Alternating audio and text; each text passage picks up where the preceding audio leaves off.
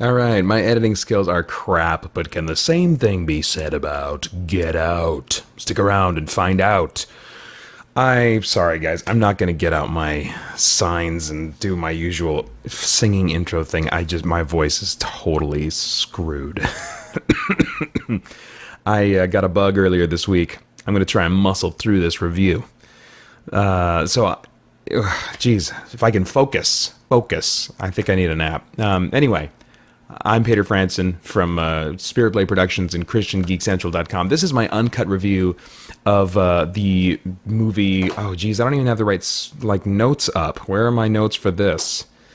It's uncut. I'm not going to edit. It's uncut review. That's the whole shtick. All right, uncut review of Get Out. All right.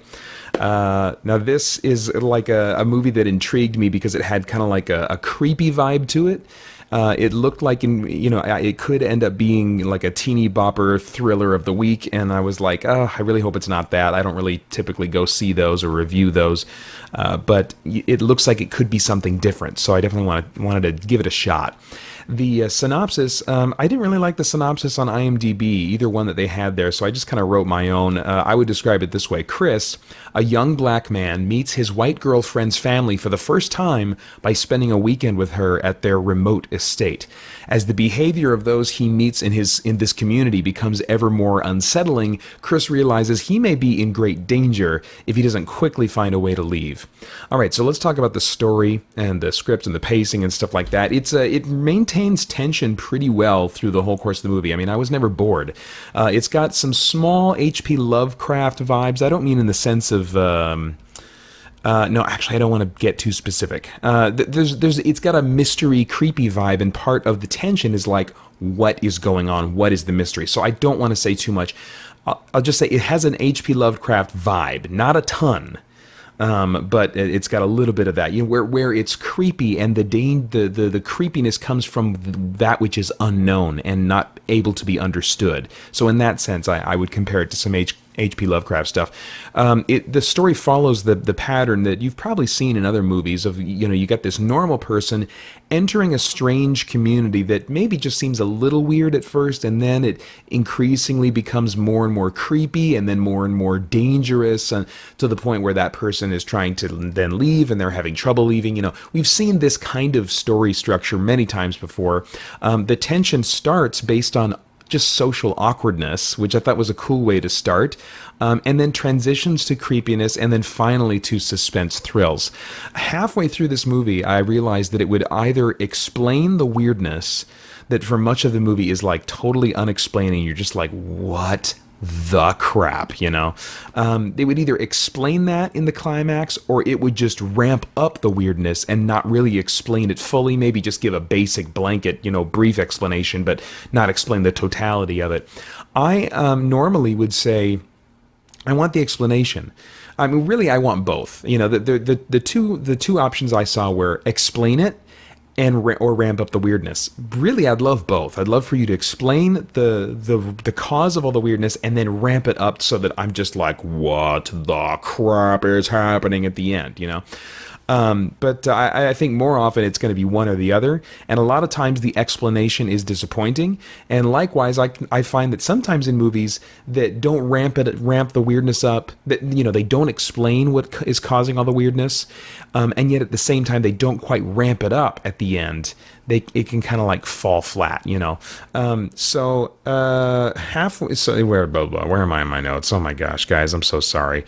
I wish in this case it would have ramped up creepy instead of going thriller. It kind of became a suspense thriller at the end, and I wish it would have continued going in this creepy, unknown horror type of vibe, all the way to the end, and really ramp that up. They did explain the cause of the weirdness, but it was just kind of bizarre, and it was a shift from kind of like psychology, which is what a lot of the weirdness hangs on, to more like a biological, medicinal science type stuff. So it was just kind of a weird shift to go from, dealing with strictly the mind, then moving over to actually dealing with biology, and the brain, And you'd have to see the movie to understand what I mean when I say that it shifts from it. It's not quite as crazy as being a sci-fi movie that suddenly becomes a fantasy movie or a supernatural movie at the end.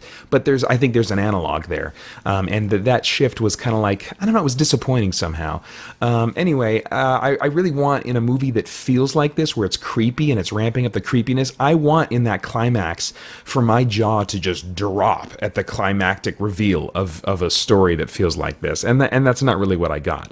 That said, I really enjoyed my experience of this movie and the story and the cast. I want to give a tip of my hat to the cast. I really thought they all did a great job. They were and maybe just as important as their performances was the casting itself. Catherine Keener and Bradley Whitford are great as the smiling parents that have these kind of mysterious secrets that are slowly revealed. Daniel Kaluuya, I'm not sure if that's how you pronounce his name, but he was great as the lead with his portrayal of multi-layered emotions and subtext. You could see him smiling and then struggling and being nervous at the same time, and I just really enjoyed watching him and empathizing with him. I really look forward to more leading roles that feature him. So I was very happy with how that all worked out. As far as like stunts and visuals go, I mean, there's no major effects, practical or visual, to speak of. I mean, there's one or two, but I mean, they're not like visual feasts. They more just kind of are portraying an idea, a psychological idea.